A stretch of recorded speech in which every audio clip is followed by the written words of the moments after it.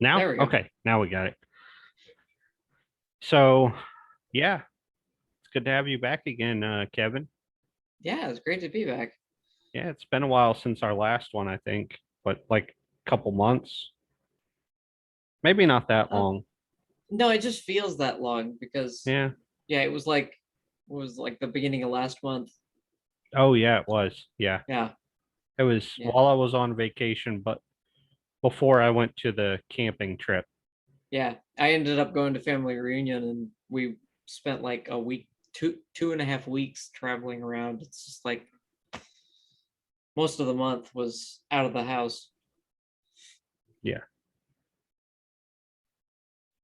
that's So always fun. this one is a lot less structured. Yeah, it is. We're just gonna I just want to talk about random stuff. I wanted to start with your book though. Okay. Um, And I know that turns some people off because they haven't read it, but that's fine. This is a little insider baseball stuff, so it doesn't Hmm. matter. Um, so I got hung up on one little part and then I had to stop reading because work stuff has been crazy. Hmm. Um, Hung up in what way? like it's taken me a while to process this part of it. Hmm. And I know it's like early on in the book, but the Venezuelan guy, Oh like, yeah. is that did you write that with the intent of this is just me laying out what Dusty's work is and how he does it? Uh, in a way, it's showing you kind of the day to day. What were you picking up from that? The Venezuelan guy has more to do with things than you think. Ooh, okay. Yeah. His wife has had the experiment done on her already.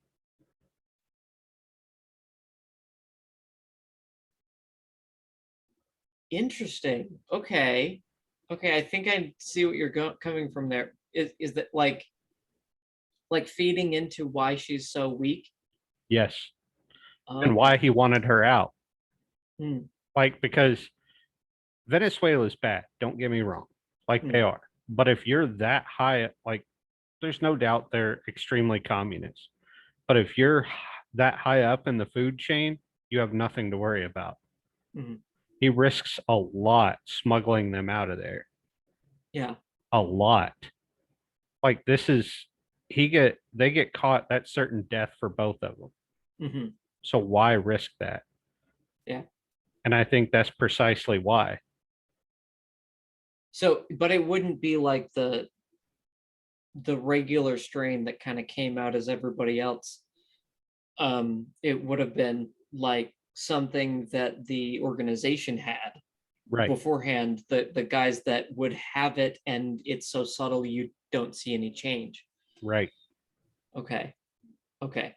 But That she actually, confides that yeah. in him and he's like, okay, we got to get out of here because she's probably one of the only ones in that country that has been introduced to it. Hmm. And so he wants her out of there. Yeah. Because you have to imagine government gets back word of this and they're going to want to experiment and know what, you know, like Hmm. does this have the potential to create a weapon? Not like, so they're going to, and he doesn't want to risk that. He wants her out of the country. It goes from health and longevity to let's make super soldiers. Yeah, Yeah. exactly. Hmm. That, Yeah. I mean, that's the natural course of it, right? Hmm. Health and longevity. Well, how long can these effects last? How permanent are they? What do you mean by health? Like, Hmm. can we make someone who just regenerates and doesn't die ever? Like, those questions are always, they're ethical questions, but they're always going to come up. Yeah. Yeah. And then you've got like the other problem of like what if, you know, to like kind of bring the comic book feel into it, like what if someone like uh Wolverine had cancer. It's just like, well, would that cancer just keep growing and keep gathering resources and become like, a horrifying version of the Blob? Yeah. And So yet, strangely enough, in Logan, he dies from bone cancer, which yeah. I think is fitting because where's the only place that the cancer in his body couldn't be healed? Mhm. Well, it's exactly the place that can't be penetrated, and that's his bones. So, bone Yeah. cancer kills him.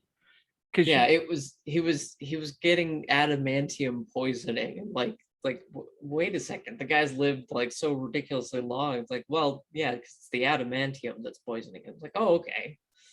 And so that's like leaching into him.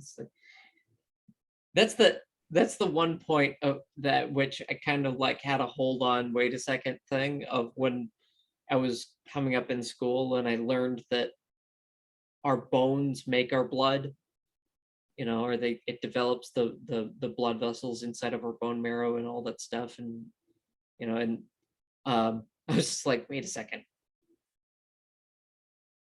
he can't get new blood. It's like right? yeah, so it's like I'm surprised they didn't go with a blood disease, or like he needs transfusions or something, or like, but okay, adamantium poisoning and bone cancer. Like, okay, but all right. Yeah. Well, they run into this problem in film that they don't run into in writing the comics, right? Hmm, Because like in the comics, you're just writing them Wolverine can live forever. hmm, So can Captain America. Yet in the films, both of them somehow have to die, right? Because you can only do so much CGI editing before Chris Evans no longer looks like Captain America, right? yeah. So, and in the game, they decide this is the time that he gets killed off. How do they do it? Like, Hmm. you know, Well, like the and I don't go know. ahead. They just run into that problem, and it always runs back into the ethical questions of how and why. Like, why would you do this? Hmm. Yeah. Well, and so who's confiding in who? You talking about the Colonel is talking to Dusty, or he somehow was in contact with Bill ahead of time? He was in contact with Bill at a time for sure. Okay. Okay. Because um Dusty knowing about it ahead of time doesn't make any sense. No, no, Yeah. but this also helps set up how Dusty gets Bill on Bill's radar. Hmm. There's multiple different ways, but this is just one of the ways that he winds up on his radar. It's like you could see initially like him wanting to bring him in and debrief him about that and be like, just curious how much he knows. Hmm. You know what I mean? But then again, it's also this man has a particular skill set. He's good at certain things. We could use that Hmm. as long as he doesn't know too much. Yeah. Yeah. And I've been kind of setting up Bill as this kind of like human version of like Britain's CCTV setup. It's just like he just knows everything. He's hooked into everybody's systems. He's monitoring everyone, and so it Well, it wouldn't be makes it it, wouldn't be surprising of him, yeah, just browsing through Cole's, text messages and just like, oh, who's this guy? yeah. And, it makes sense given his political position that he would just know certain things, Mhm, right? You can imagine this is like Five Eyes on steroids, right? This is if there was a globalist NWO government, what it would look like, right? With one person kind of shadowy black ops at the center of it who just kind of knows things. You don't know how he knows them, but he knows them. mhm. And he, but at the same time, it's just like it's not an all-knowing thing, but he just knows where to look, you Yeah. know? It's because there's so many avenues, but he just knows the important avenues. It's just like he doesn't care about what the president does. He doesn't Yeah. care. It's just like that's not the guy in charge. Yeah. It's like, oh, Mr. President, you think you run the country, but no. That's Yeah, that's I kind of mean his it's take on it. it's Yeah. getting kind of clear that the CIA runs the United States, but Right. but shh, no one's supposed to know that.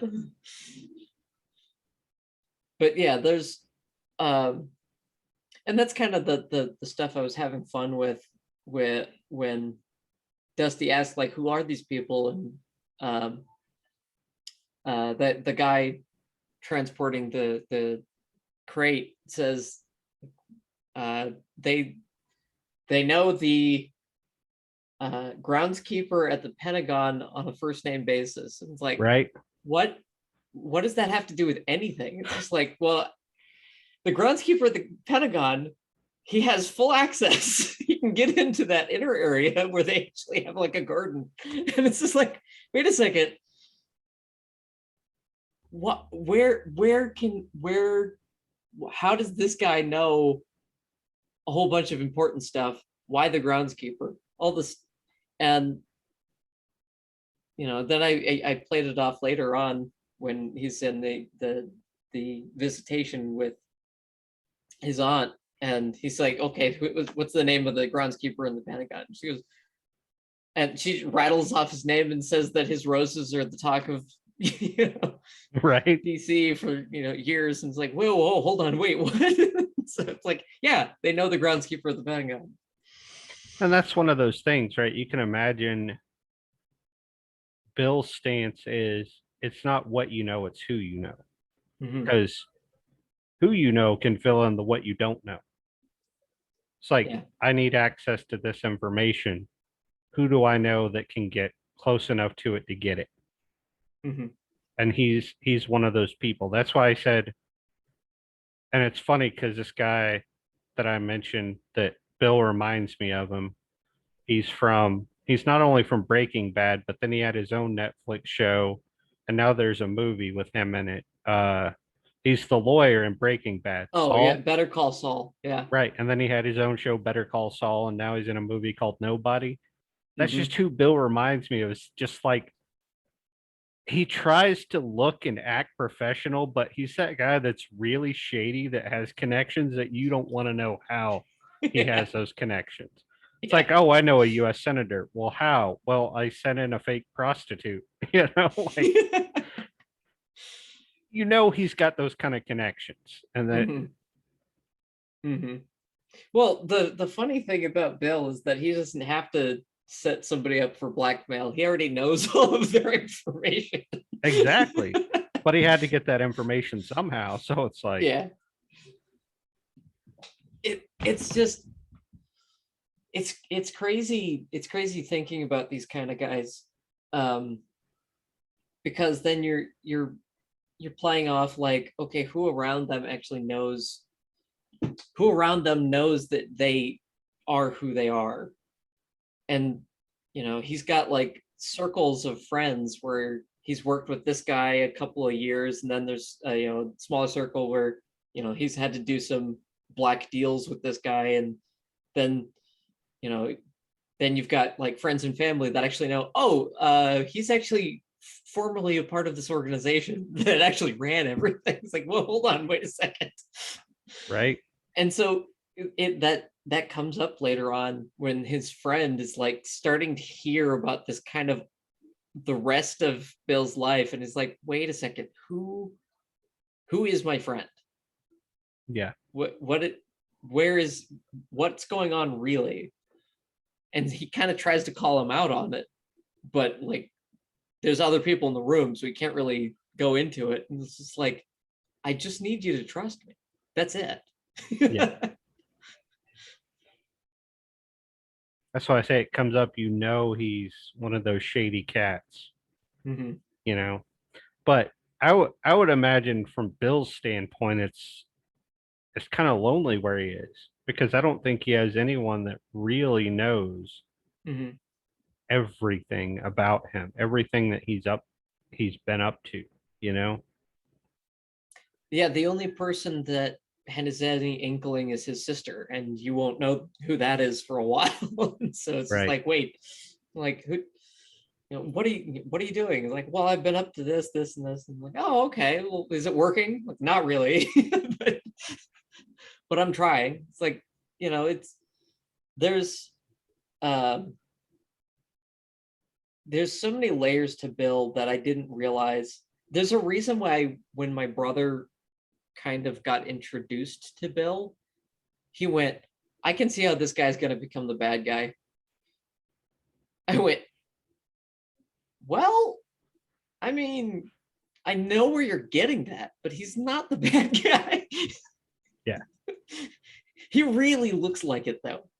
Yeah, He he really really does. does. He looks like a Lex Luthor. It's just like, this guy's not all together, doing the right thing. It's like, yeah, yeah, you're right. But, and that him being lonely thing is something I wanted to build on later on, where he's just like, he has to make a family outside of everything that he does, just cordoned off in some suburban place, you know, and just so he can live a normal life, even if it's secondarily. Yeah. And it's just like, and he, he only tells Dusty like later, it's just like, listen, this is what's been going on, and you know why. And Dusty's like, yeah, I totally get it. like it's because it something that comes up as I'm trying to address, like, people are going to end up living longer, like you're talking about the colonel's wife. She's going to end up living longer than normal people. And so it's like, well, how do you address that? Like, at what point do we stop holding on to our memories and the new ones start replacing the old ones? And it's just like, can you actually retain all of that memory for living so long? Yeah. And can you, or at what point, even if you don't have Alzheimer's, does the human mind just give up? And so When does it that's, give up trying to store everything? or does it solidify into its patterns? Right. And And I mean, so, yeah, those are good questions. And that's the parts of the book that become deeply Christian without us realizing it. hmm, Because there's and Sam Adams alludes to an early church father thinking about this, and I'll have to link that video that's conversation he had with Hank. They're doing conversations on the church fathers, and they're really good. hmm, Like, I'm not Orthodox or Catholic, but that doesn't mean I can't enjoy some of the some of the earliest thinkers on this stuff. And yeah, they were so, brilliant. yeah. And so there's parts of Revelation that allude to the fact that Christians will have to live through the 7 years of tribulation before Christ returns and has his 1,000 year reign, right? Hmm. After the 1,000 year reign, or when the 1,000 year reign starts, we get perfected bodies. So there's Hmm. going to be mortal humans that didn't accept Christ Jesus that are still alive, supposedly. And then Christians who are now immortal. Hmm. So if that's the case, we're going to butt up against that, right? It's like, what do you, when you're immortal, what do you do with the idea of immortality, Hmm. right? Because so far, this experiment just extends their lifespan by X amount of years. What Yeah. if they were immortal? What if you could continue taking those injections with no side effects and never die? What Hmm. do you do with the people that don't take the injections that are now mortal? Yeah. It's like It, that's a conundrum.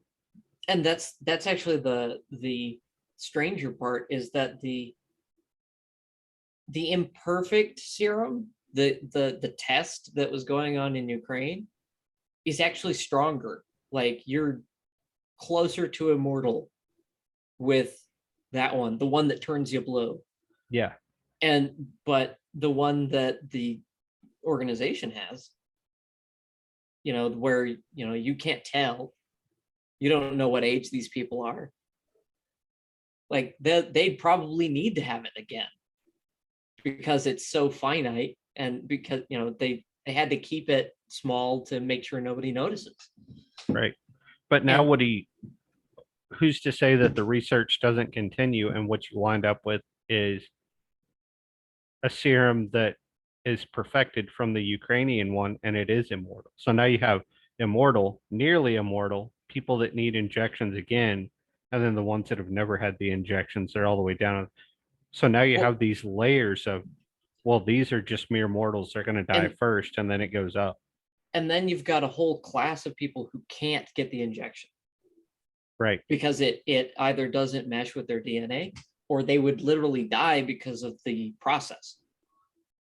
And that's another thing that it butts up to it later on, is that there's certain people, certain really prominent people, that die because they can't go through the process. Yeah. And so there's this huge loss of like, oh my gosh, what could I have done to save these people? It's like, there isn't anything you could have done. They're just not genetically predisposed for that, for your solution. And so it's just like, it looks at all of the possibilities of living too long. Yeah. And the thing that Bill ends up running into is he ends up having to do the imperfect one that turns you blue, and you're probably going to live until your cells just can't regenerate anymore. And then he ends up in a kind of I want to say computer system, where it's just his nervous system inside of a case, inside of stuff, and then he's just using clone bodies, just walking around, just saying hi to everybody and just projecting himself into the brain. And so it's just like, well, okay, so how old is he? How old is he going to live? How long is his body going to maintain that? Because that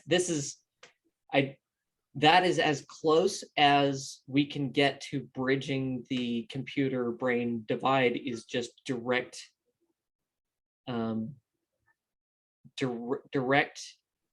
nervous interfaces. Right. Because you can't transfer the brain into a computer. That's just not feasible. You can try to teach a computer patterns until it can mimic a human brain, but at that point, it's still not you. Yeah. Yeah. And so if they tried to copy Bill later, it wouldn't be Bill. Right. To take that into account, Marvel. Yeah. Okay. You know which movie I'm thinking of, right? Yeah, with your guy that's brain has been transferred to a whole like over 1,000 miles of magnetic tape. It's just like, what? Yeah, back in the 1940s. Yeah. Okay, sure. Yeah. And it's a conundrum of, this gets into the whole thing with AI, right? Because this is an alternate to AI. It's like, okay, AI is not the future. How can we get people to be immortal, right? Whereas right now we're like, people are mortal. What can we do about AI? Well, here's a problem that AI runs into. They've taught AI what a puppy looks like, right? So it can scan billions of pictures and know this is a puppy, this is a puppy, this is a puppy, right? Yeah. Then you tell the AI, show me a picture of the perfect puppy, and it's all noses, ears, and tails. There's nothing else. There's no body to the puppy. It's literally a picture of noses, ears, and tails. Yeah. Because that's specifically what they train the AI to look at: noses, ears, tails. And It that's can't how it can visualize a differentiate. body. Right. And it can't embody itself. Right. So to it, the perfect puppy is noses, ears, and tails. but the vast amount of information that makes up dog cannot be taught to AI as it currently stands. Yeah. It can only slowly differentiate. So if you showed it something that was a different animal that was so close to dog, it would go, yes, dog. Even though the animal's not quite a dog, it's enough to trick it. Yeah, like a bear. And so, yeah, exactly. And so this is where we've been stuck for a while, right? And Hmm. people that are all about AI are like, no, no, no, no, no, we're going to find that breakthrough. And it's like, you can't, because the human brain can't be replicated in silicon format. Like, you just can't do it. Hmm. It's so complex that we don't understand enough to be able to replicate it in another way. So that's where I like that you diverge and you're like, it's not about the AI. How do we live forever? Hmm. Because you're just like, I'm going to scrap that, set it to the side. We're not talking about AI. How do we live forever? Because most other people would be like, well, I just want to write a story about AI. And you're like, I want, I want to dig into the real topic. What do we do with mortality? Yeah. Hmm. And that's a tough one, right? Because here's Bill, he's trying to do the right thing, and doing the right thing doesn't always look like doing the right thing, right? So he has to take the imperfect serum, right? Hmm. But he's doing it because he's trying to combat the other ones. And it's like, so in trying to do the right thing, he did something that was a little off the beaten path and he probably shouldn't have, but he did it anyway. But then that brings up the question of his mortality. Like, how long will this, before he knew, like, I've probably got like 90 years Hmm. and that's it. And I'm dead. Now it's like, well, how long do I really have? Hmm. Now that I have this imperfect one, what would happen if I took a different one? What if I took the Ukrainian strain? Would that get me closer to immortality? And then what if they perfect that and I inject myself with that one too? Like, are these Yeah. ever going to compete with one another to the point where it actually kills me, or will I become immortal? And Well, that becomes the question of Cain, is he uses the Ukrainian serum, mhm, and because that's what they had on hand, and he has a terrible time of it, like he almost dies, and then at the end of it, it helps with some of his motor function in his brain, you know, but his eye doesn't come back. yeah, And so it's just like, well, okay, it it's it's degraded. It's even less, it's even less than what is normally in Ukraine because it was taken from a blood sample. right, And so it's like, okay, that makes sense. It was imperfect. And he takes off his glove and his hand looks like the Ukrainian stuff, but the rest of him looks normal. And so it's like it came out in splotches. yeah, And so it's just like, well, he risked his life, rolled the dice, and it came up a 3, half and half. yep, So um and then it's brought up, well, could you go through it again? He said, yeah, but I wouldn't. He's like, I would never do that again. yeah. It was terrible. It's like, well, yeah, you're ripping up your cells and putting them back together in a completely different way. It's like it probably doesn't feel too great. Yeah. But that's what I that's what I enjoy the most about this story. That I'm just gonna say, I think once it gets in people's hands and they get to read it, they're gonna be Mhm. captivated by it. Like, seriously, because it doesn't dance around all these questions, but it also doesn't give a solid answer of this is what I would do. Mm. It's up to the reader to try to decipher, like, oh, well, were any of these good decisions? You know, like, it seems like the clear answer is there's no good decision anywhere you look. There's no good answer. There's only less bad answers. Yeah. And I like that. I like that it's not succinct when you get to the end of it. It's like there's just less bad answers, Hmm. because I feel like that's the human condition, right? Yeah. Like we know that there's a perfect answer, and that's Christ Jesus, at least. Mm. Well, I'm most convinced of that. Others might not be, but I'm most convinced of that. That's like Because he resolves all the bad answers. right. But while you're still here, living and breathing on this earth, you have to make decisions to move through life. And sometimes there is no perfect decision, Hmm. right? There's just less bad ones. Yeah. And unfortunately, that sucks. We've screwed that up for ourselves, but such is fate, Hmm. right? Because like you could have went a completely different route and wrote an overtly Christian book, and it probably would have sold really well when it got published, but you didn't. You tackled the tough questions. And I appreciate that. That's what makes me like it even more. Yeah. Is the running into Dusty, like you were talking about how, there's a whole bunch of bad answers. Like, well, bad answers is Dusty's life. Right. He can do nothing else but give a bad answer. Yeah. And and it's not out of malice. He's just like, listen, I'm not perfect, and I'm not going to tell you what to do. I'm going to give you a suggestion, and it's probably going to be a bad one, but it's probably going to be pretty smart too. Yeah. So it's like, it's, you're just going to have to deal with the hand dealt to you. And I I think we talked about this last time, is that realizing that it became a story about all the ways in which Dusty runs into people and tries to mentor them a little bit, nudge, and just like, hey, try to go this way a little, and seeing the results of that, for good or for ill.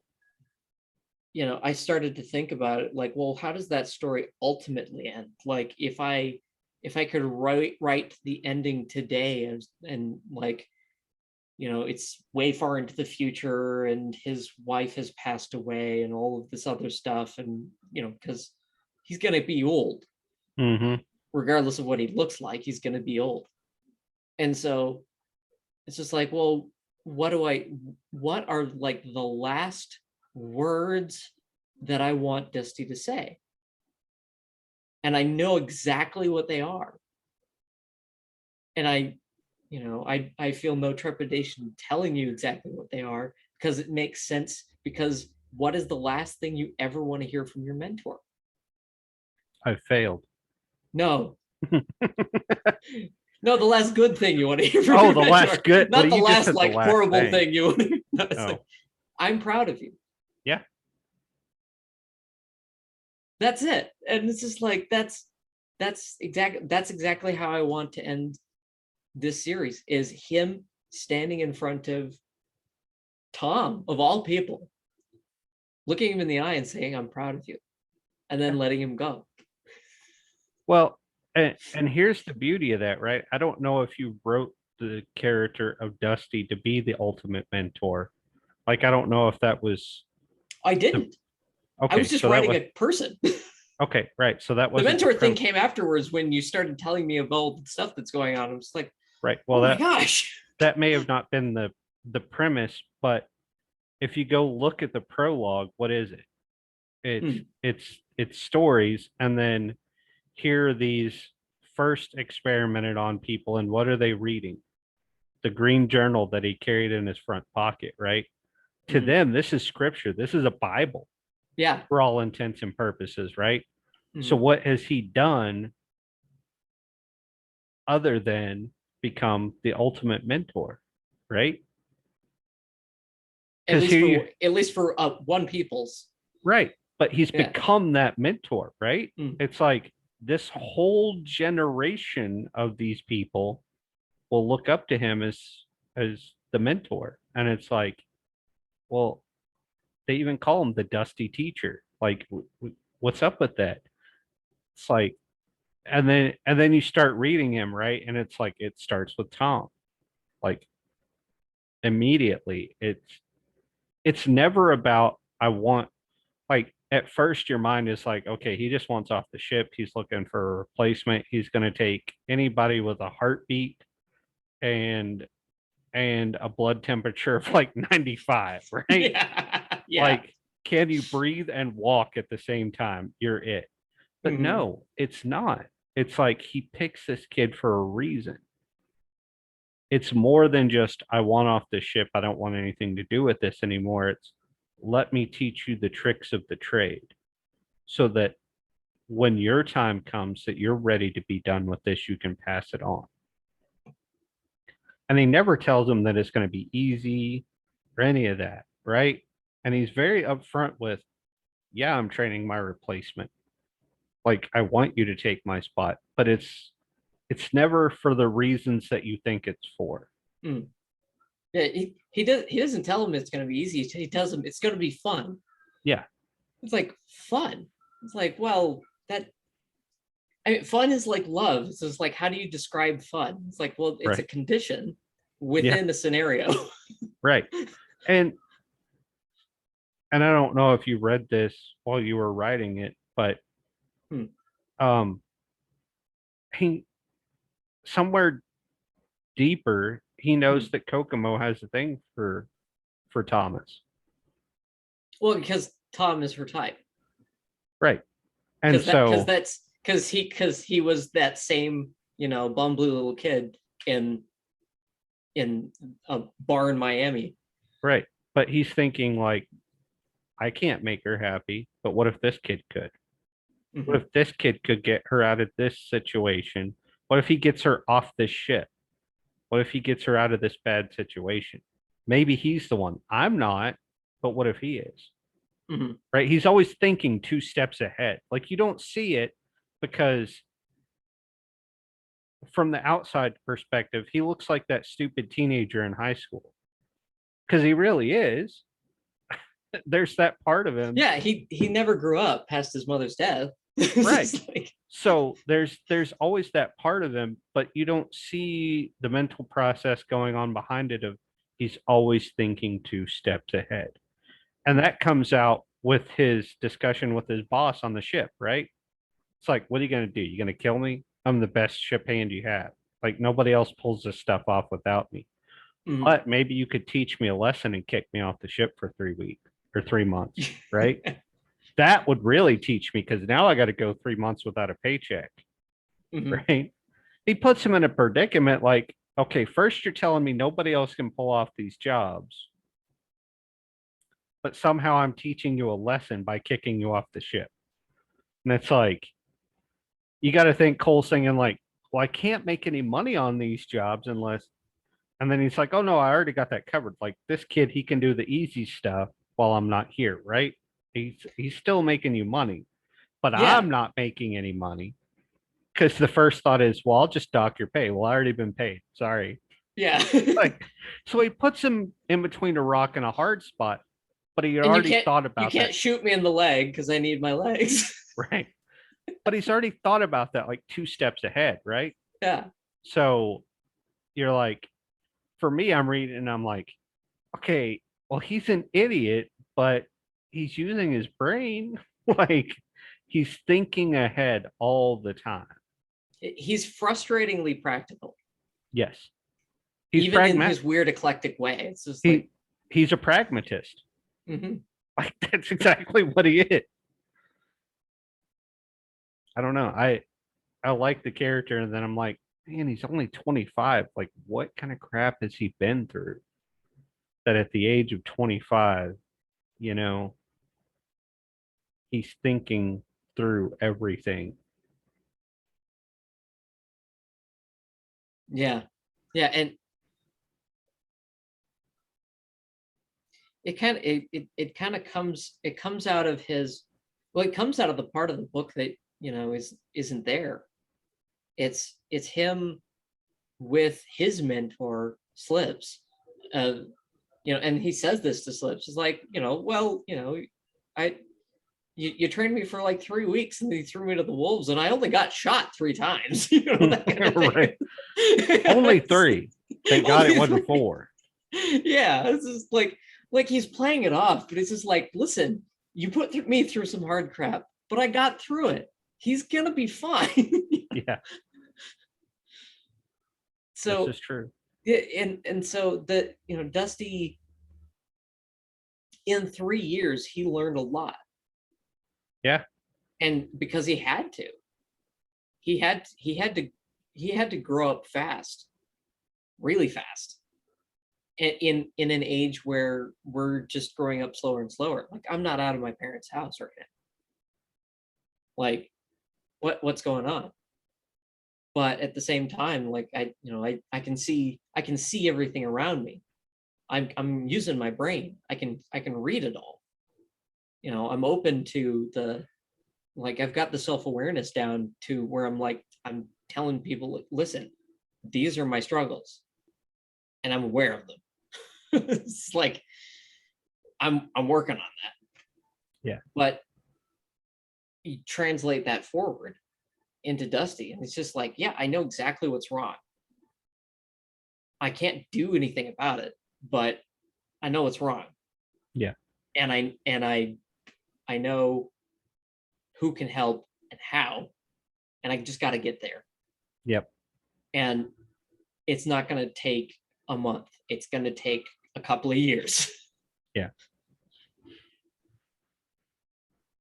He has no intention of returning to that ship either. No. Once Yeah, he leaves and as soon as he steps off in Mexico, he's done. yeah, It's yeah, just he has like, no intent of returning.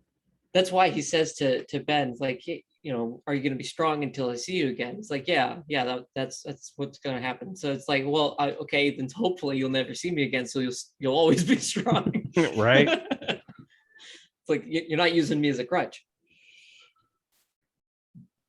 And And so, that's what's so brilliant about him is he makes himself replaceable, right?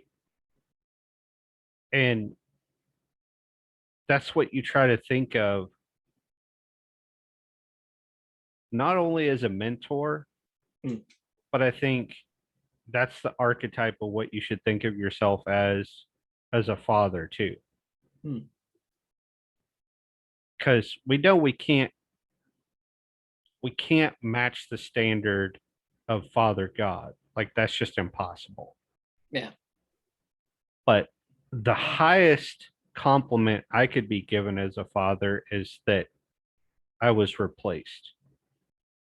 And I know that sounds weird, mm, but I want my kids to get to the point where they want to be around me, but they don't need me, right? mm, Because right now they still rely on me. They need dad, but I want them to be at the point where they don't need me. They just want to be in my presence. mm-hmm, And in a weird way, right? In some strange way, that's what gets accomplished through the biblical story. But that's also what Dusty's about too. He's always making himself replaceable, mm-hmm, no matter what. Like why write all the stuff in the journal? He's 25. He doesn't have a bad memory. yeah, He's even in that he's thinking ahead.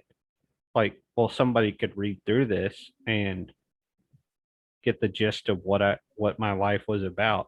So he's already been replaced at that point, you know? mm-hmm. You don't need me. You have the book. Right. And that's why I'm like, when I read through it, I'm like, I know you're younger than me, so I'm like, how did he get that already? Or maybe he didn't understand that's what he was writing, but that's just how it came out, and that's the way I viewed it. That's probably what happened. Because I'm not going to claim some grand wisdom, but yeah, it's and that's the thing. That's the thing that I'm struggling with is eventually with Dusty, coming back, being around people, especially with them looking at him in that way. Um, just like, well, how's he going to deal with it? Yeah. And on one hand, you've got the flippant, like, like, that's not what I meant at all. You guys are all doing it wrong, all this other stuff, and getting kind of puritanical, and instead just kind of playing off it. It's like, well, what do you think I meant? Yeah. And then just rolling with it. Because I recently had a talk with Ivan from he's part of the art Discord that Sherry is running. Oh, Ivan B. I think so. Yeah, Yeah. he Yeah. in Argentina. Yeah. Yeah. Yeah, yeah. He when we were going back and forth on this stuff, uh, we were talking. I was the main like thrust of the ideas that I was talking about is demons, fairies, and Pharisees. It's like it's all letter of the law, no spirit of the law. All of the words are the way that they're interpreting them, and not, it's just like you're not getting it. Yeah. and there's a whole lot of like, do you understand the spirit of what I'm trying to say here in his journal? And I actually I'm working on the commentary to the journal. I've separated out all the poems and the sayings, and I'm doing a double commentary where the first one is written by the one called the Runner, who was down in the bunker at the end of the book, who was the Yeah. one going back and forth saying, hey, somebody's here. He's right. He's trying to interpret what was going on inside the book based off of what he knows of Dusty, which was like 5 minutes. Yeah.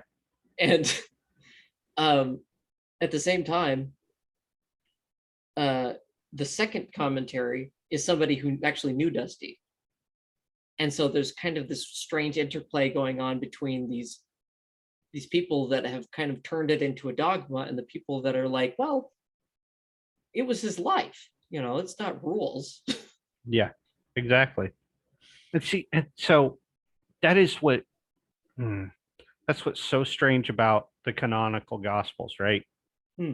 And this might get me in trouble for saying this, but I don't think John, who wrote the Gospel of John, Hmm. was John, son of Zebedee, one of the sons of thunder. I Okay. think he was another John who was further back in the pack. But the Wasn't thing it that wasn't it John the Beloved? depends on who you ask. Yeah, You know what I depends. mean? Yeah. Really, it depends on your theology. But out of the three canonical gospels, we have Matthew and Mark. Okay, both of them 100%. We know they were, just because of their writing style and the things that they chose to add in the gospels, we know that they were two of the disciples, right? Yeah, and Luke, I think Luke got a whole lot of secondary stuff that, and in addition to those two, and tried to piece together a lot of the details.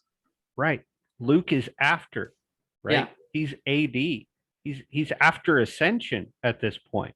So everything that he writes is based on his interviews with the disciples. And then he later goes on to write Acts, and Acts all comes from the disciples and from Paul. Mm. So the strange thing is that we have three canonical gospels that line up just like absolutely perfectly, right? Like you're not going to find wavering between Matthew, Mark, and Luke. Not on anything important, anyhow. Mm-hmm. Luke wasn't there. Matthew and Mark were.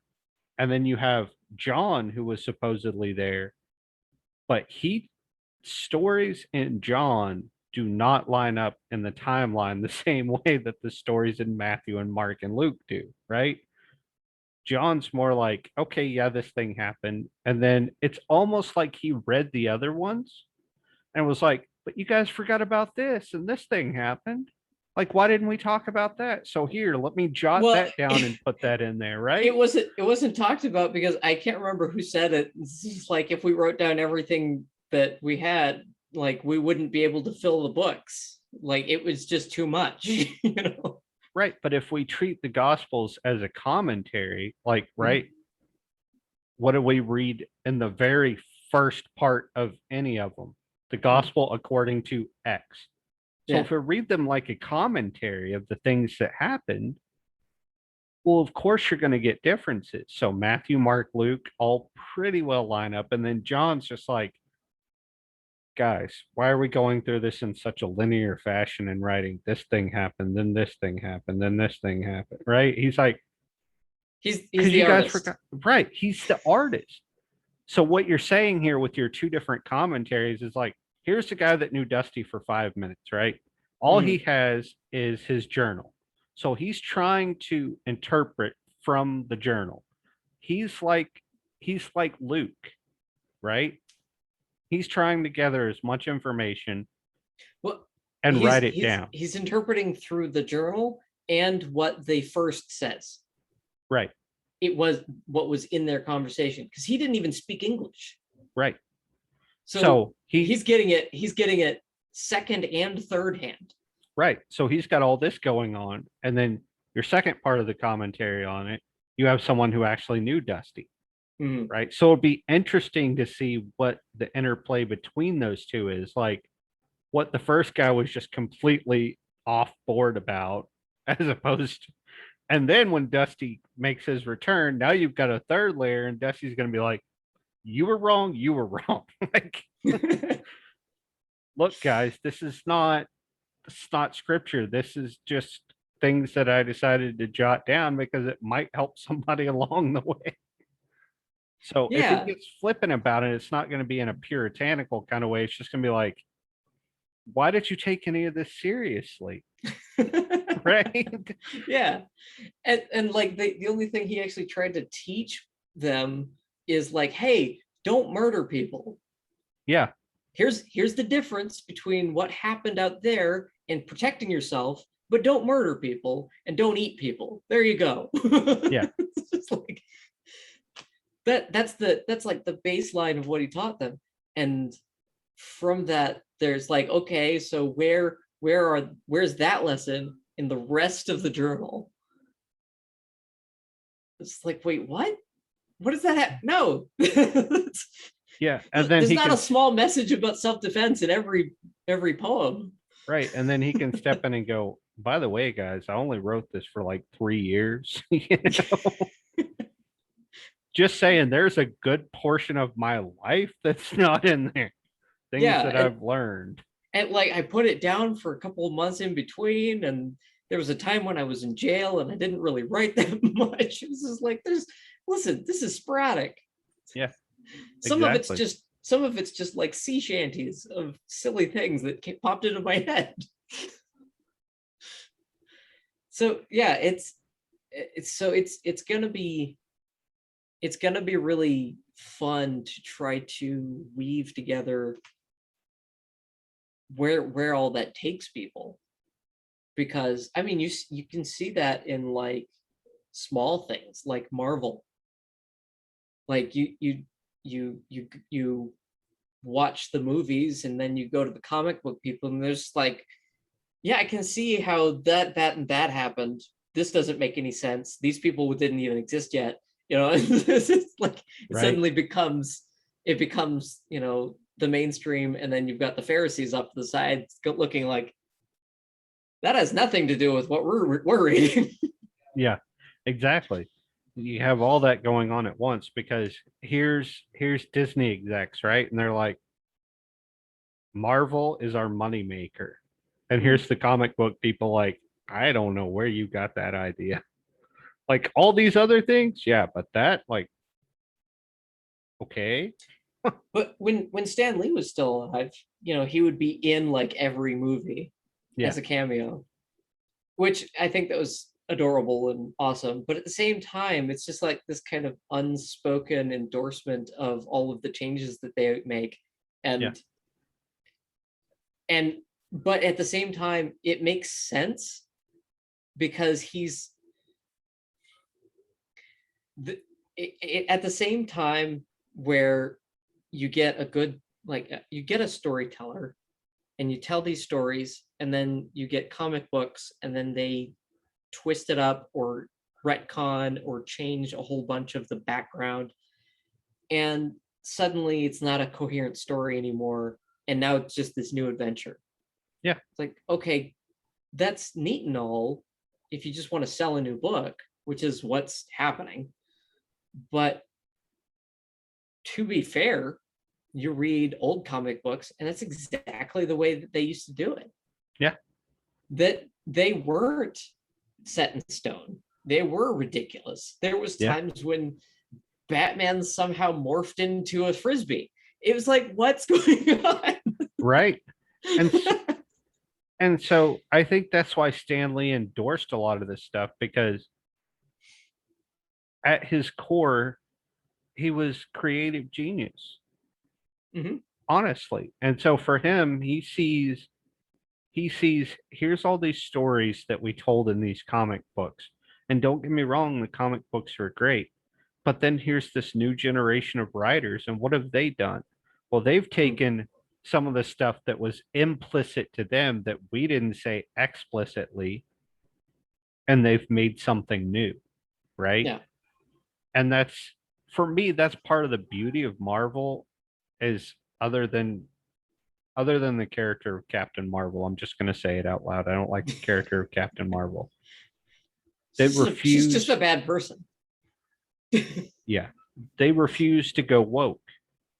So they Mhm. won't go that route. They're like, yeah, yeah, okay, you guys want to push all this stuff? Like, yeah, sure, whatever. But like the part of Disney that runs Marvel Studios says, no, we're not doing that. I wish they would have done the same with Star Wars, but The Last Jedi exists, and don't get me Yeah. started on that. Yeah. Hmm. But at least in that realm, they're like, no, we're not going that route. Mhm.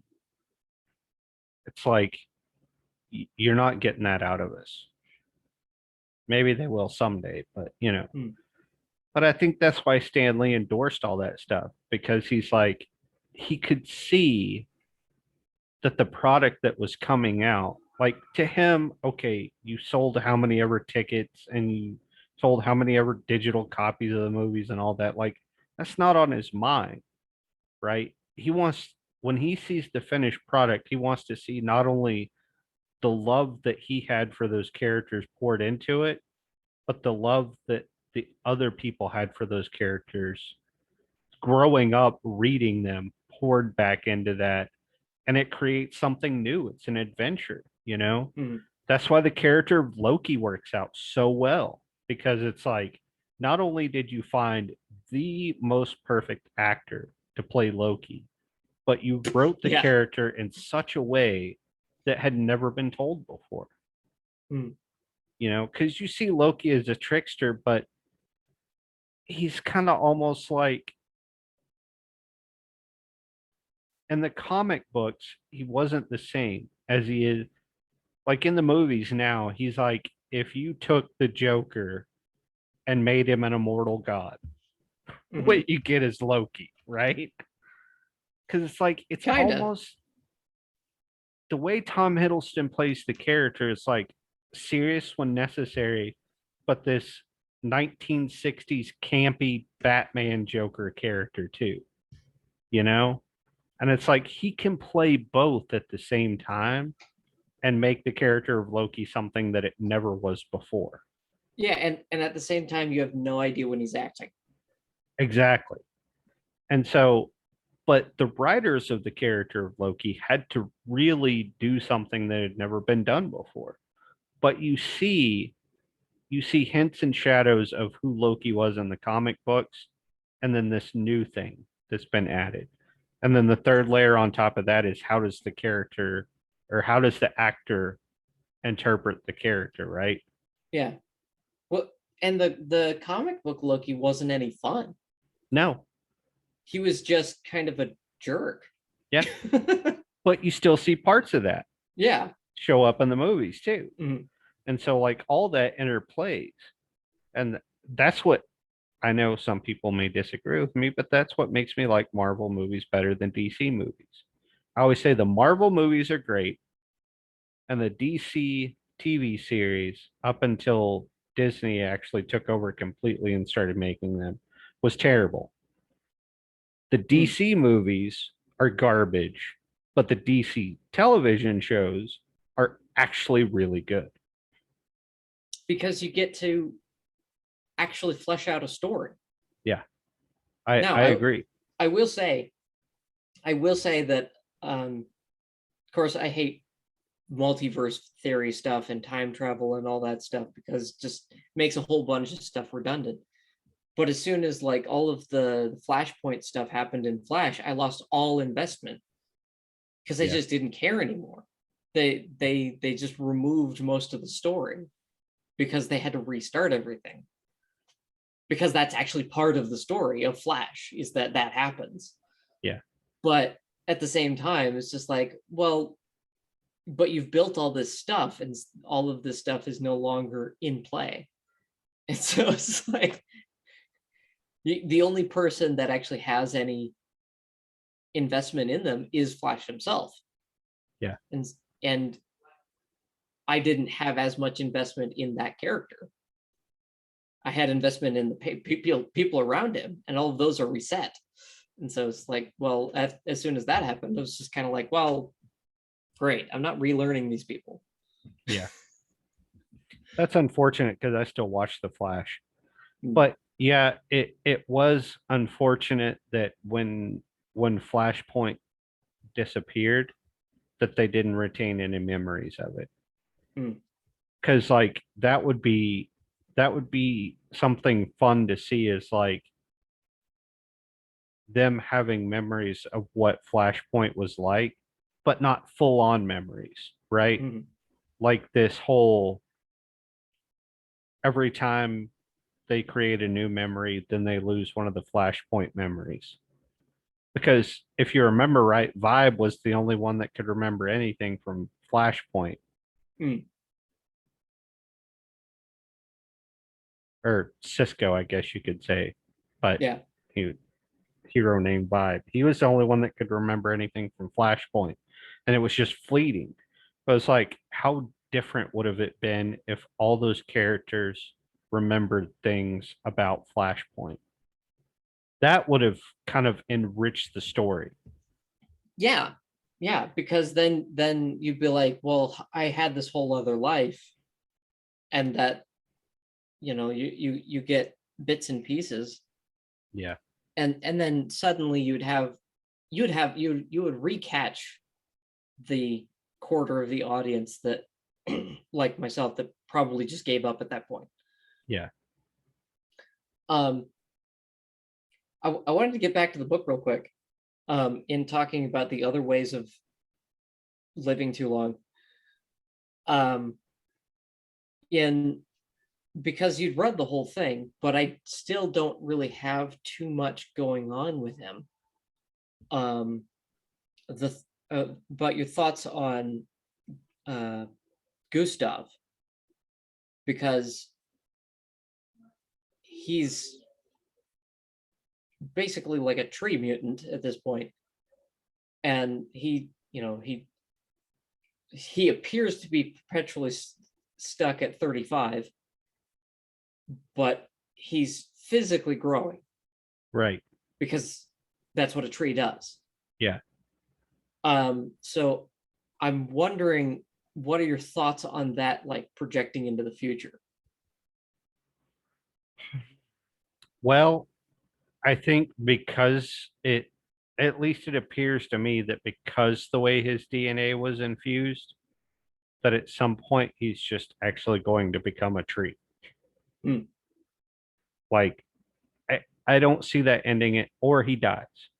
I Hmm. don't see it ending any other way. Like, either it'll be a full on mutation transformed into a tree, or he dies. Hmm. But then again, he's in a conundrum too. It's like, would death be preferable to this? Because you have to imagine the amount of pain that he's in from that. Growth pains. Yeah. Yeah. Yeah. Like it must be just innumerable, right? Well, yeah, And because I based him off of Fezzik, um, from Princess Bride, Andre the Giant, yeah, and Andre had horrible back pains, yeah, absolutely awful. Like you see him in that movie, every time he's going like this, he's actually grimacing from his back pain. That a lot of him lifting and carrying people, he was wearing a harness and they had a hoist attached to him so that it would take some weight off of his back. And so yeah, I can, yeah, I can see where that's going to get, it's going to become a problem because he's missing a leg too. So eventually he's going to become immobile right. because you just can't make perpetually larger um, prosthetics that will be able to support his mass. Yeah. Eventually there's going to become a square cube law where it's just not going to work. And wouldn't that be something else if at some point he just fully morphs into a tree? Like, and that's the end of it. Hmm. Yeah. And I've been thinking about it like, there's old fairy tales, talking trees, that kind of thing, ents, and kind of going that route with him of, he just wanders off one day, and it's like, well, what happened to Gustav? Well, we don't know, we can't find him. He just wandered into the woods and we've looked all over the place and we can't find him. And it wouldn't be surprising if one day somebody stumbles across, this big tree and they see his face. And, That would be pretty wild. yeah, and but he's still like alive or something, and you get this talking tree and like, who are you? It's like, I don't remember. Right. But then part of him is immortal. Hmm. Even, I don't know. The immortality bit gets me because I wonder how painful that would be to live for that long. And I don't mean like physical pain, but Hmm. like to watch so many people that aren't that you care about die, and yet here you still are, Hmm. you know? And it's like, how are they going to deal with that? Or even extended life. Say, Dusty makes it to 150. How many people that he knew are going to die before he does? You know? Hmm. What's it going to be like if people that are younger than him that he knew dies before he does, Or his own children. or his own children? I mean, Yeah. you almost get like, the fact that his dad's going to die before he does, right? But Yeah. his love interest, what happens when she dies before he does? Hmm. Like all these people around him. How does humanity deal with that if you're one of those people that live longer or you're immortal? Say it gets to that point where they've achieved the immortality. Like, how do they deal with that? Hmm. You know? But at the same time,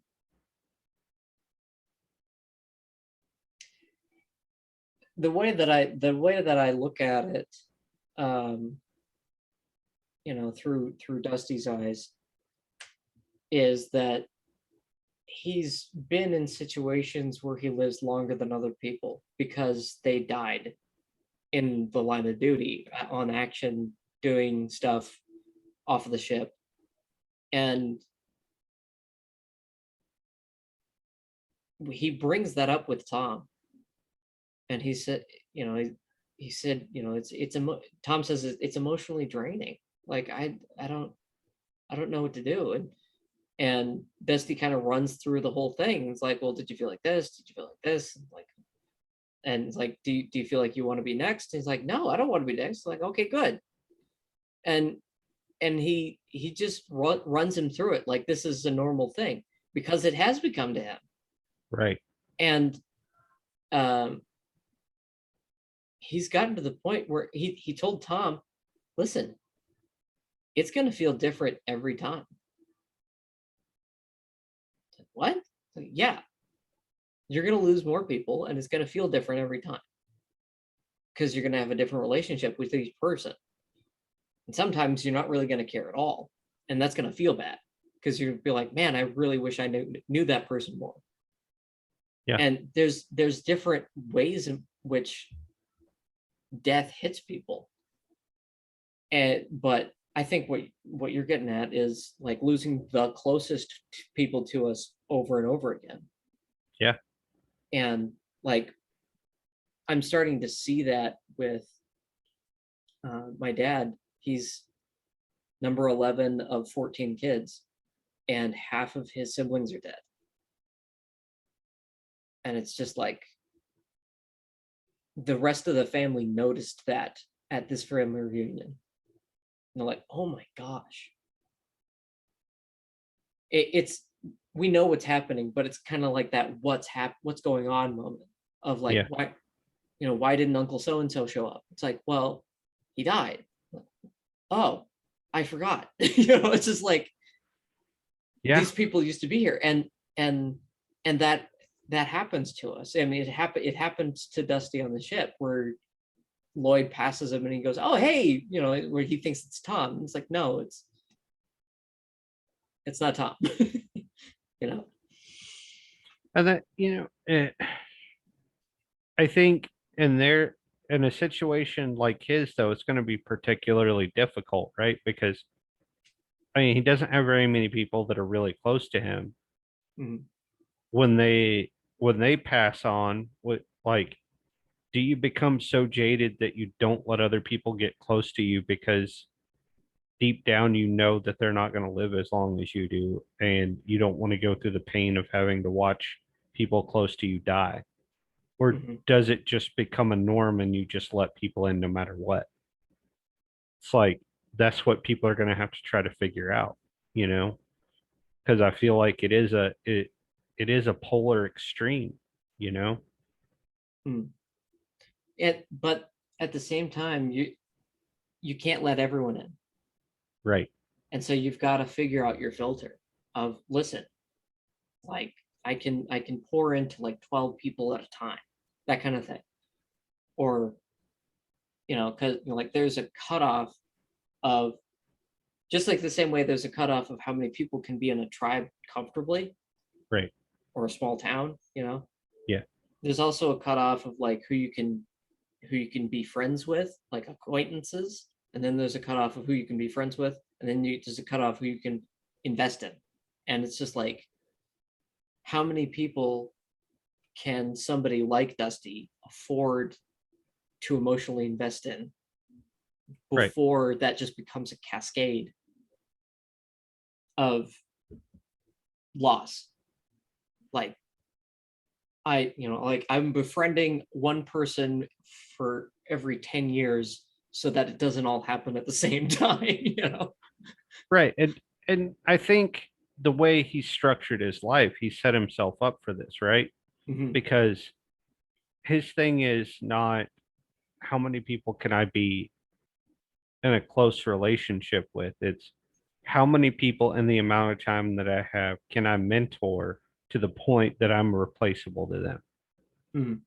And so he structured his life in such a way to where that's possible for him, right? Like, Mhm. oh, I can be around this person for 5 or 6 months. We're not really super close, and they've learned everything they need to learn from me, and now they can move on with their life. And if they die, I don't feel so bad about it, you know? He's And he's the so, old he's the old wizard in the tower. Like you have no idea how many apprentices he's had. right.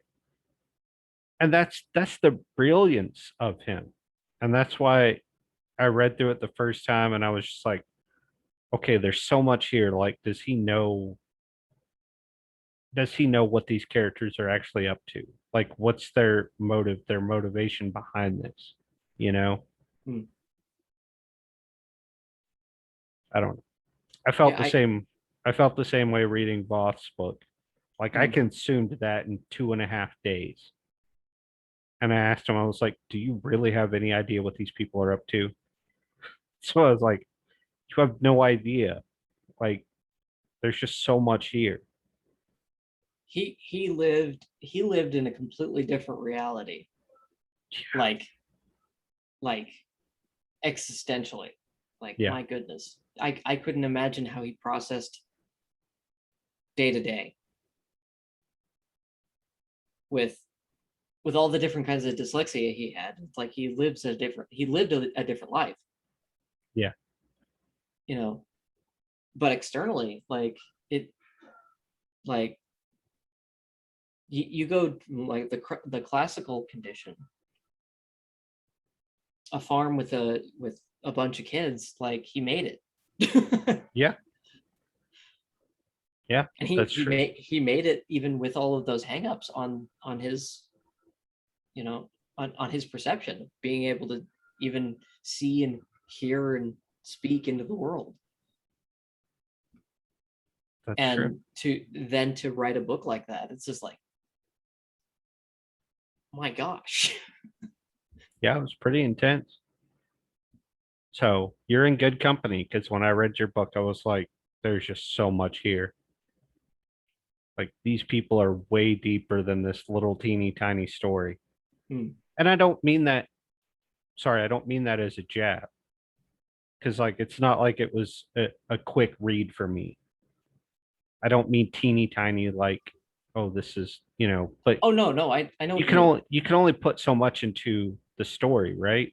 And Hmm. then it's like and then you're on to the next part of it because the characters grow so much in that story.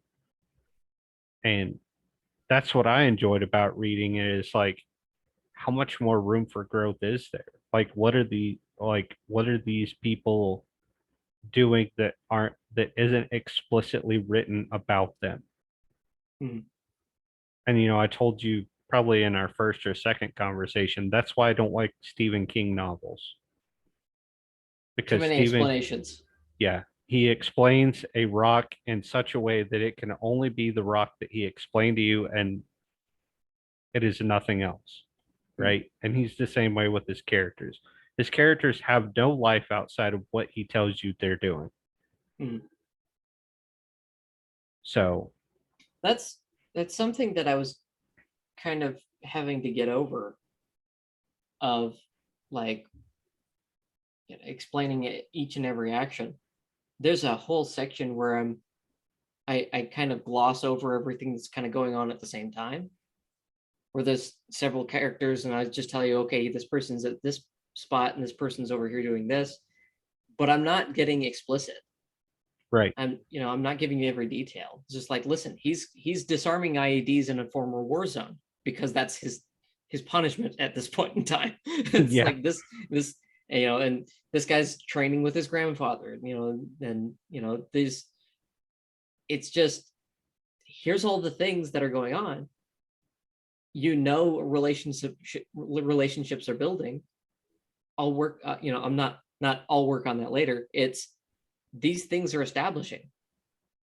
Like, I'm not gonna waste your time trying to build a relationship that you're gonna spend 15 minutes reading about, and then it's not gonna do too much towards the story in the future. I'm just gonna right, give you exactly what you need, and I'm gonna move on. right. And that's part of the beauty of it, right? Because then you get to sit and ponder like, well, I wonder what that would have been like. Like Mhm. if I don't leave, and I don't read a lot of books, I'll just tell you that much right now. If Mhm. I don't leave reading a story, pondering about the characters, then it wasn't worth my time and I wouldn't Mhm. read it again. But if I leave it and I'm like, huh, and I can like get a mental image of at least somebody that I've seen to compare that character to, then I'm like, okay, I get you. And then it makes me wonder more about the character.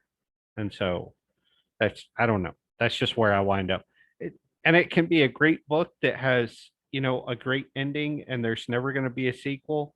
Mm, And I never stop thinking about that book or the characters. I yeah. become invested in the characters more than I do the story that I'm being told that happened with the characters, right? Because I'm like, that's a great story, but they have a whole other life. Hmm. Hmm. It's again, it's something that I ran into with like Kokomo and Tom.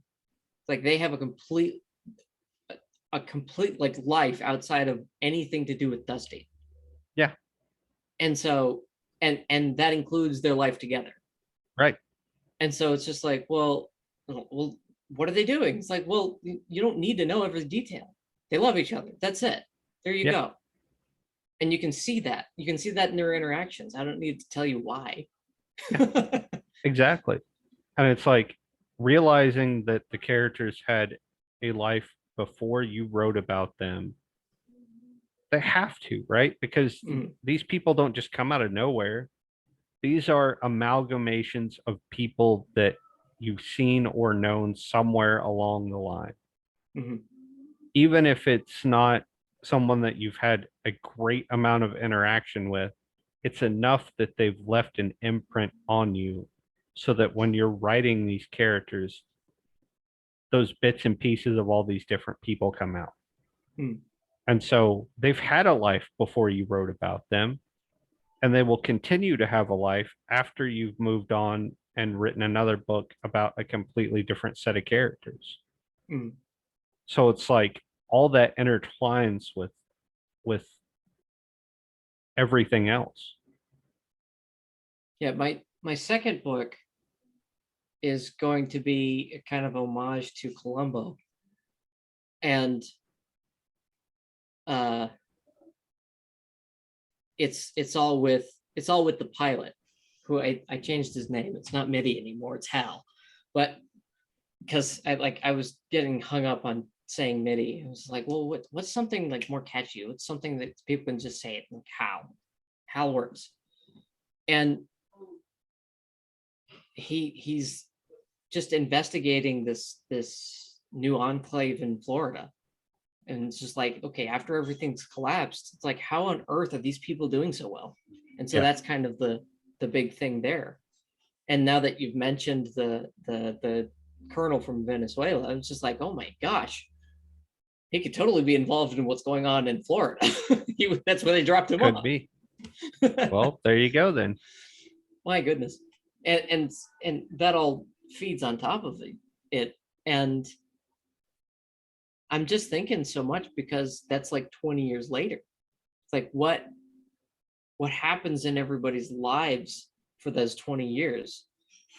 And you know, I don't know if you're familiar with the character Columbo, are you?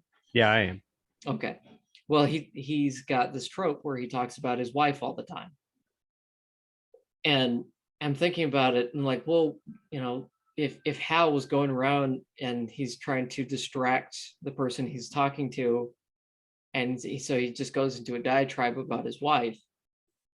Well, who's his wife? Like who's even in the area? Like he was up in Canada when everything's going down. What's going on? And then I'm thinking back on it and I'm just like, well, actually I set that up in the first book. It all makes sense. And so he's talking about his wife, where you don't actually know who Columbo's wife is, where in this story you would know exactly who Hal's wife is Yeah, and how capable she is. And it's just like when he's talking about her, he's not talking about someone who's just takes care of his daily schedule, make sure he has a pen in his pocket and an egg to eat in the morning. And it's just like, if he was talking about his wife, it's like talking about the director of the CIA. Oh, by the way, I'm just married to the director of the CIA. It's like Right. talking about somebody that powerful. It's like, wait, what? Who are you? It's like, yeah, I'm just an inspector. It's like, wait, so you like work for her? It's like, yeah, I'm just asking questions. Like, what are you doing here? Why doesn't she have some grunt? It's like, oh, I just wanted a vacation. Florida's nice this time of year. Yeah. Right. Thought I'd come down here and just, you know, See how the operation's going. Things look really well here. It's just really playing off. Of course, I got to put an Irish accent on everything, but it's just like he's just having fun with it. But at the same time, I was like, how on earth do I get that same energy forward in a book that bridges the gap between this one and what happens in the future? yeah, And I'm like, who has energy of who's left? And I'm just like, okay, it's obviously Hal, formerly Mitty. So it's like, the Irish are, loud and fun, and it's just like, listen, yeah, this guy, this would be great. yeah, And so I've got, because I kept trying to think about it, like, um, like maybe it would be following around Kane working with, um, working with Bill in trying to contact survivors and that kind of thing. But at the same time, I'm thinking like, it's kind of boring, yeah. because Kane's he's emotional, but there's not a lot to him. That's true. And Bill, he's intriguing, but at the same time, like, you don't want to spend every hour with him. You want, Yeah, so that could be off to the side going on, but you've got to have somebody else who carries the story like Dusty does. that's true. You need And that's somebody fun and engaging, and yeah, I agree. who asks really good questions. Yes. And always has one more thing. Yeah. And one more thing. Yeah, one more thing. Yeah. Yeah, and yeah, so and then like, I would be able to slowly reintroduce Dusty later on, but at the same time, I'm like struggling with, well, what do I do with Dusty afterwards? Because he's definitely not going to be in the same position he was.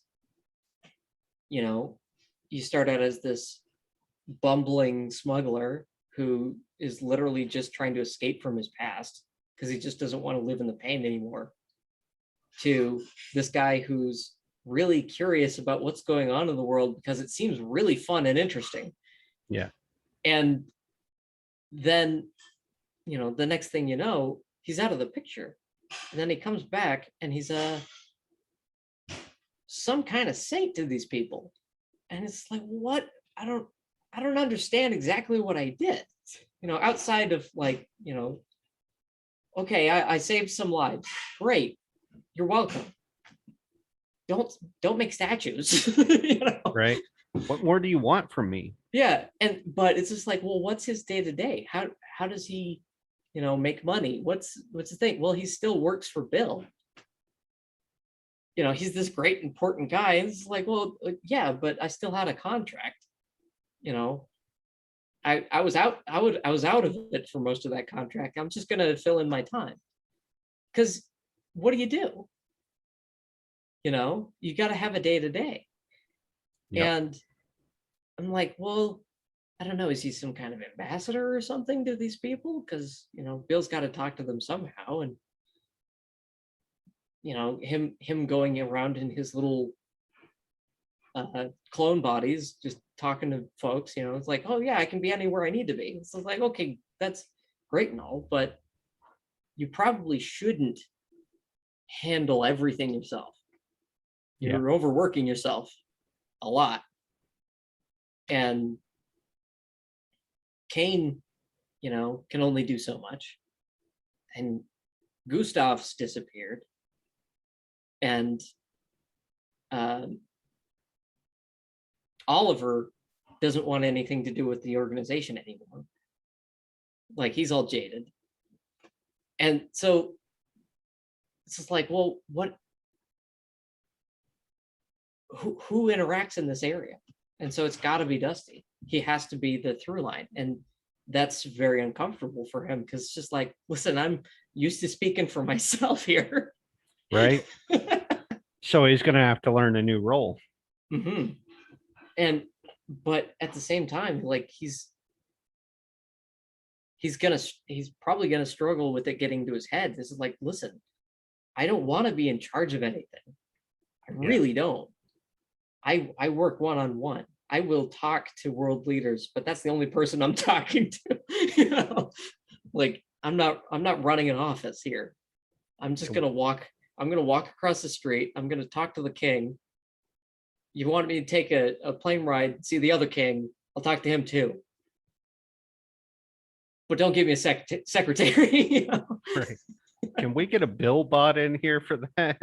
Yeah, where is he? yeah, yeah.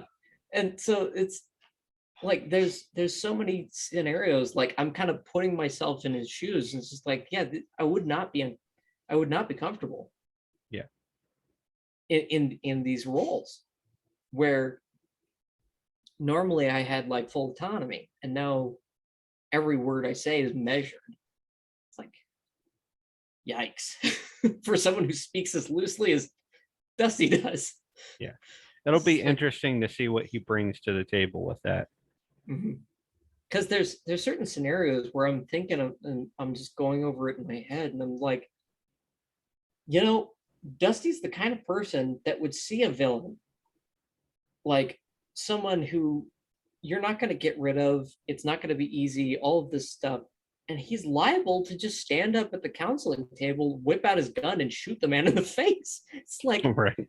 he's that bombastic. He'll just get a job done if he needs to, because he's a pragmatist. It's just like, listen, this is the only solution. The guy's evil. Period. There's no saving that one. Yeah. There's no solution here.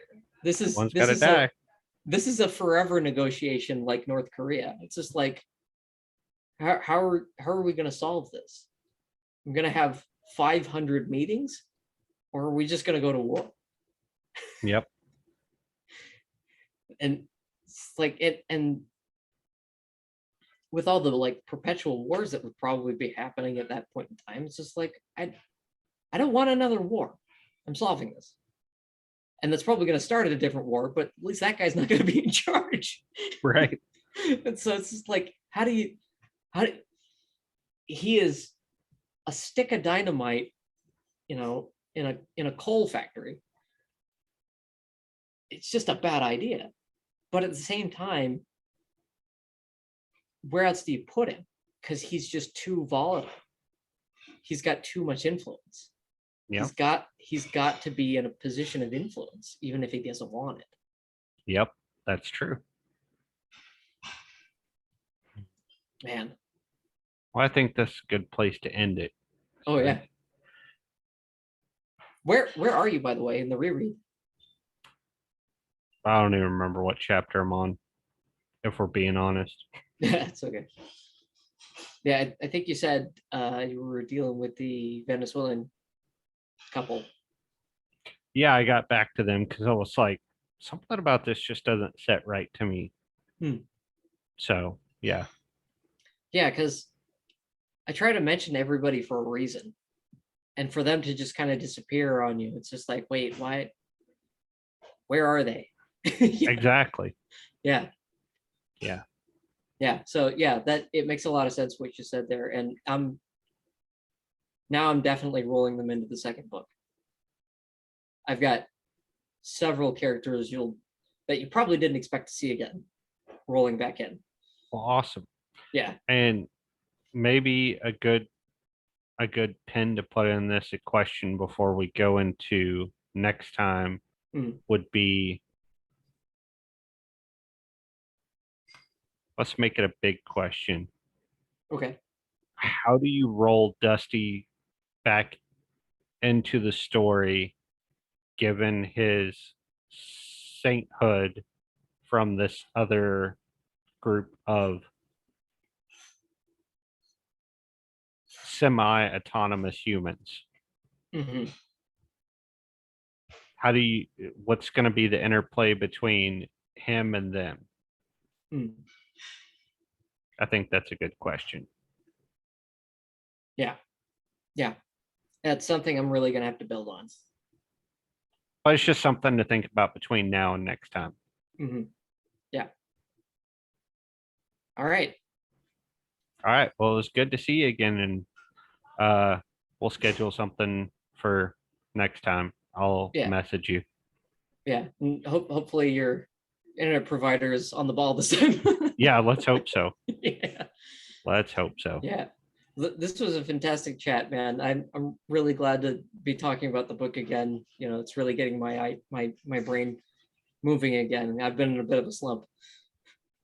Yeah. Well, it was a good chat. I look forward to next time. Yeah. All right. See ya. See ya.